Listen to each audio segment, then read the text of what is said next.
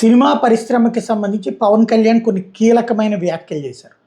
Talent లేనిదే ఎవరి వారసత్వం ఉన్నా పనికిరాదు, ఇంక్లూడింగ్ మబ్బాయి అయినా సరే అంటూ ఒక బాధ్యతాయుతమైనటువంటి మాట మాట్లాడారు. ఒకసారి ఆయన ఏమన్నారు విందాం. అంటే మనందరూ కులాల మీద, మతాల మీద, ప్రాంతాల మీద, భాషల మీద కొట్టుకుంటా ఉంటాం.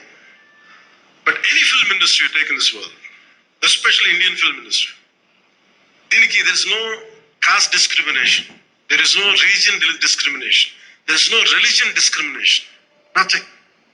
It's purely your creative potentiality, purely your creative ability. నువ్వు చిరంజీవి గారి తమ్ముడు కావచ్చు, చిరంజీవి గారి కొడుకు కావచ్చు, లేదంటే ఇంకొకళ్ళ అబ్బాయి కావచ్చు, మేనల్లుడు కావచ్చు, ఇట్ డజంట్ మ్యాటర్.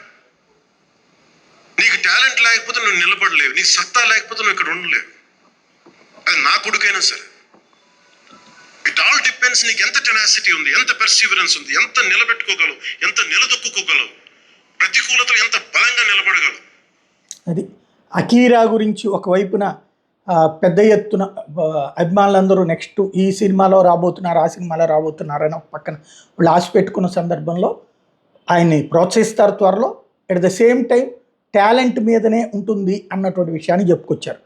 మరొక అంశం, సినిమాలు చేస్తాను కూడా లేదు నాకు తెలియదు, కానీ ఈ మాట మాత్రం చాలా ఆందోళన కలిగించే అంశం.